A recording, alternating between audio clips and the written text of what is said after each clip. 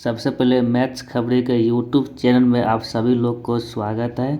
My dear students, आप लोग को मैं एपिसोड 4 में थेल्स थ्योरम पढ़ा दिए थे। आज हम लोग पढ़ेंगे कन्वर्स ऑफ थेल्स थ्योरम यानी थेल्स प्रमेय का विलोम। देखिए, थेल्स प्रमेय का विलोम ये बोलता है कि यदि किसी त्रिभुज में एक रेखा खींची जाए तो दो भुजा को समानुपात में विभाजित करती है और तीसरे भुजा की समांतर होती है।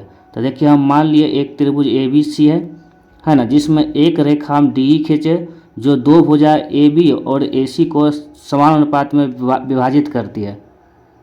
तो बोल रहा है कि यह रेखा तीसरी भुजा के समांतर होगी। तो तीसरी भुजा कौन है? B C. तो मतलब डी समांतर बी सी, है ना। कहने का मतलब ये हो गया कि भुजा का अनुपात दे दिया है, भुजा का अनुपात दे दिया है और हमसे बोल रहा है कि समांतर सिद्ध कीजिए। तो पिछले में क्या था? थेल्स थ्योरम में क्या था? थेल्स थ्योरम में था कि रेखा समांतर दी हुई थी तो हमसे भुजा का अनुपात पूछ रहा था। अब भुजा का अनुपात दे दिया तो हमसे बोल रहा है कि रेखा को समांतर प्रूफ कीजिए, है ना। आप लोग को हम बताए थे किसी भी थ्योरम को प्रूफ करने के लिए हमको 4 स्टेप जाना होता है। पहला गिवन, दूसरा जो सिद्ध करना है, जो प्रूफ करना है वो लिखेंगे, तीसरा बनावट होगा तो लिखेंगे, नहीं होगा तो नहीं लिखेंगे, और लास्ट में प्रमाण यानी नाव सिद्ध करेंगे उसको। दिया गया है एक त्रिभुज ए बी सी के भुजा ए बी और ए सी को रेखा डी ई इस प्रकार प्रतिच्छेद करती है कि ए डी बट्टा डी बी बराबर ए बट्टा ए सी है। मतलब ये क्वेश्चन में दे दिया है कि एक त्रिभुज ए बी सी के भुजा ए बी और ए सी को रेखा डी इस प्रकार प्रतिच्छेद करती है कि ए डी बट्टा डी बी और ए बट्टा ई सी, ये क्वेश्चन में दे दिया है। तो हमसे बोल रहा है कि सिद्ध करिए कि ये रेखा तीसरी भुजा के समांतर होगी। तो तीसरी भुजा के समांतर होगी मतलब डी समांतर बी सी हमको सिद्ध करना है ना, डी पैरेलल बी सी हमको प्रूफ करना है।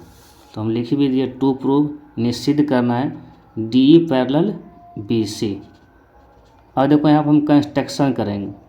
कंस्ट्रक्शन इसलिए हम करेंगे क्योंकि पीछे हम लोग पढ़े थेल्स थ्योरम। तो थेल्स थ्योरम में क्या था कि रेखा समांतर था, लाइन पैरेलल था, तो भुजा का अनुपात बराबर हो गया था, सिद्ध भी हम लोग किए थे, है ना। अब थेल्स थ्योरम, थेल्स प्रमेय लगाने के लिए हमको बनावट करना पड़ेगा। तो बनावट क्या करेंगे? देखिए यहाँ पर अगर डी बी सी के पैरेलल नहीं है तो हम क्या किए, बी सी के पैरेलल एक लाइन डी एफ खींच दिए, है ना।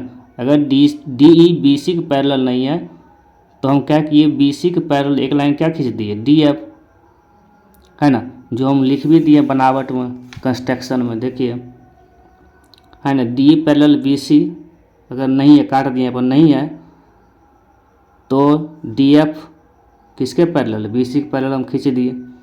और हिंदी में भी हम नीचे लिख दिए, है ना, इंग्लिश में लिख दिया और हिंदी भी लिख दिया, आप लोग दोनों लिख सकते हैं, है ना।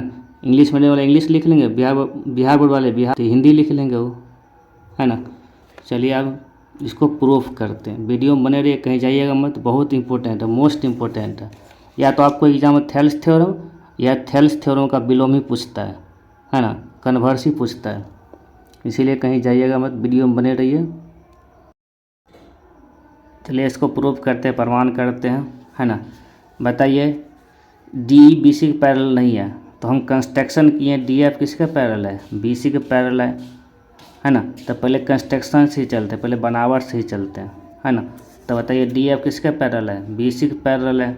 तो हम लोग जानते हैं अगर एक ट्रायंगल में एक साइड के पैरेलल कोई भी लाइन ड्रॉ करेंगे तो अदर टू साइड को इक्वल रेशियो में क्या करेगा, वो डिवाइड करेगा। तो अगर ट्रायंगल ए बी सी में हम डी एफ बी सी के पैरेलल ड्रॉ किए, कंस्ट्रक्शन किए हैं, तो अदर टू साइड कौन बच गया? ए बी और ए सी। इसको किस रेशियो में?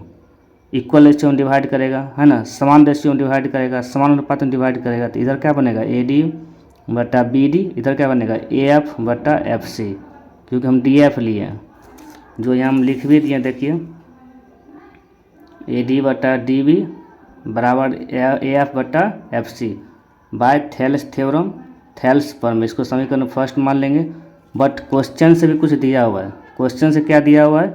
ए डी बटा बी डी और ए ई बटा ई सी, है ना। तो ये क्वेश्चन से दिया हुआ, इसको समीकरण क्या मान लेंगे, सेकेंड। ये क्वेश्चन में ना गिवन है। और समीकरण फर्स्ट और समीकरण सेकेंड दोनों में देखिए, दोनों का LHS बराबर है, तो RHS भी क्या हो जाएगा, बराबर। समीकरण फर्स्ट और समीकरण सेकेंड दोनों का LHS बराबर, तो RHS भी क्या हो जाएगा, बराबर हो जाएगा, है ना। अब क्या करेंगे, दोनों तरफ 1 ऐड कर देंगे, है ना। बोथ साइड्स 1 ऐड, दोनों तरफ 1 जोड़ने पर, तो देखिए LHS भी और RHS दोनों में 1 ऐड कर देंगे, यानी LHS में भी और RHS में भी दोनों में 1 ऐड कर देंगे। यहाँ लिख भी दिए बोथ साइड्स 1 ऐड, मतलब दोनों तरफ 1 जोड़ने पर, तो इधर हो जाएगा AF बट्टा FC प्लस 1, इधर हो जाएगा AE बट्टा EC प्लस 1। अब इधर LCM लेंगे, यहाँ नहीं कुछ तो 1, तो FC और 1 का LCM FC होगा, तो FC से FC कट जाएगा तो AF होगा, और यहाँ 1 से डिवाइड करेंगे FC में तो FC होगा, FC इंटू 1 तो FC रहेगा, इक्वल टू दे देंगे, फिर इधर EC LCM आएगा, EC से कैंसिल हो जाएगा तो AE हो जाएगा, प्लस और यहाँ नहीं कुछ तो 1 से डिवाइड करेंगे EC में तो EC रहेगा, EC इंटू 1 तो EC ही रहेगा, है ना। अब देखिए यहाँ पर ऊपर आ गया AF प्लस FC, नीचे FC, इधर भी AE प्लस EC और बट्टा क्या आ गया EC। अब देखिए यहाँ पर दिखाते हैं आप लोग को, हमको निकल के आया AF बट्टा FC, है ना, और इधर AE बट्टा AE प्लस EC, है ना, बट्टा EC।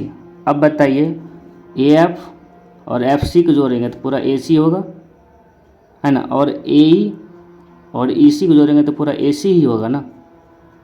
तो बताइए यहाँ पर AF प्लस FC मिलकर AC हो जाएगा बट्टा FC, AE प्लस EC बट्टा AE प्लस EC को जोड़ेंगे तो क्या होगा AC है बट्टा क्या हो जाएगा EC।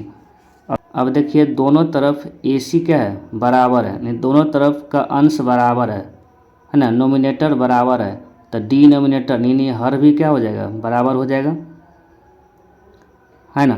अब बताइए FC इक्वल टू क्या आ गया, EC आ गया। अब यहाँ देखिए ये FC